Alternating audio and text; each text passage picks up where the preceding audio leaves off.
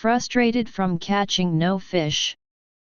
Why does your 3 hours of casting can't compare to a master's 3 minutes?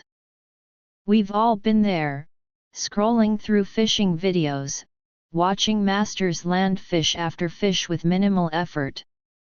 You think, this looks easy. I can do this. Then you head out to your local river, armed with the same bait and gear, and after hours of casting, all you've got are sore arms and mosquito bites. Sound familiar? Before you curse your luck, let's break down what's really going on here.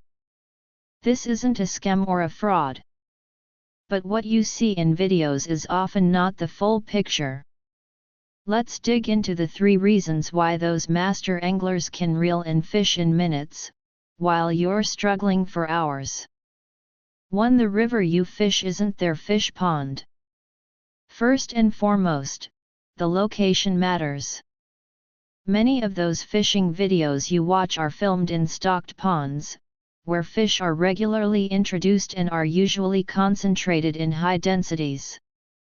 This creates a situation where fish are competing for food, so casting a hook is almost guaranteed to hook something. But the wild rivers we often fish are different. These rivers might not see a stocked fish in years, and the fish there are fewer and more spread out. These places are often less predictable, and fishing there takes more patience and strategy. Comparing your experience in a wild river to someone fishing in a stocked pond is like comparing apples to oranges. So, the first step is to adjust your expectations. Your fishing conditions might be tougher, but with the right approach, you can still have a successful trip. 2. Is your bait nest hosting guests or feeding wolves? The difference between successful fishing and going home empty-handed can often come down to how you set up your bait. If you're spending hours casting but seeing no fish, it might be because your baiting technique is attracting the wrong kind of fish. Nesting mistakes. A lot of anglers make the mistake of using cheap, powdery nest bait. You mix it, toss it in, and it dissolves into the water, creating a big splash.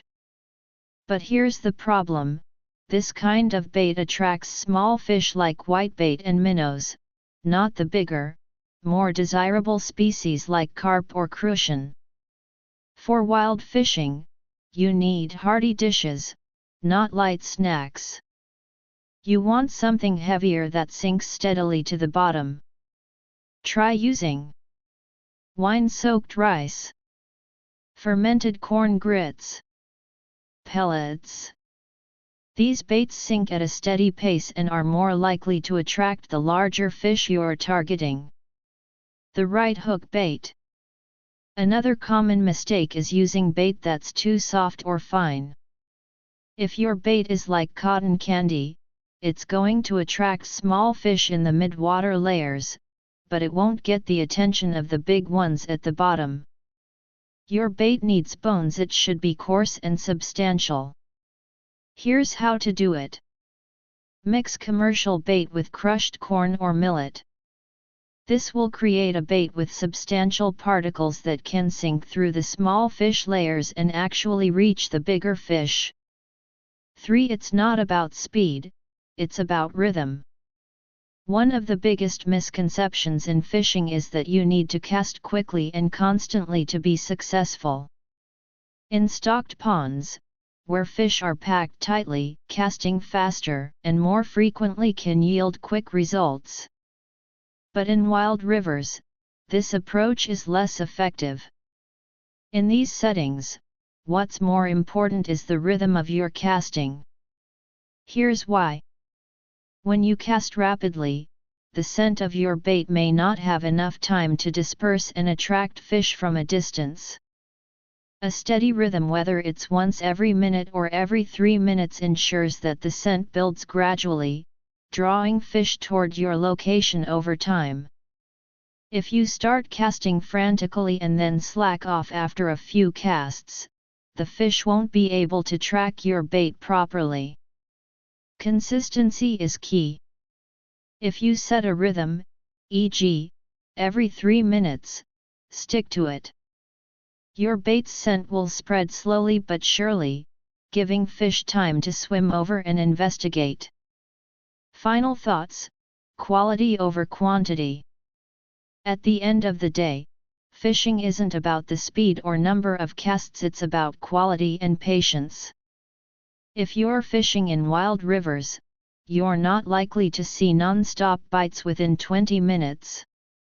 However, if you follow the right techniques using hardy nest baits, substantial hook bait, and maintaining a steady casting rhythm, you'll earn your catch, not just get lucky. Fishing for big fish in wild rivers takes patience, strategy, and consistency. When you feel that strong, steady pull on the line and your float dips, you'll realize that this catch wasn't just about luck.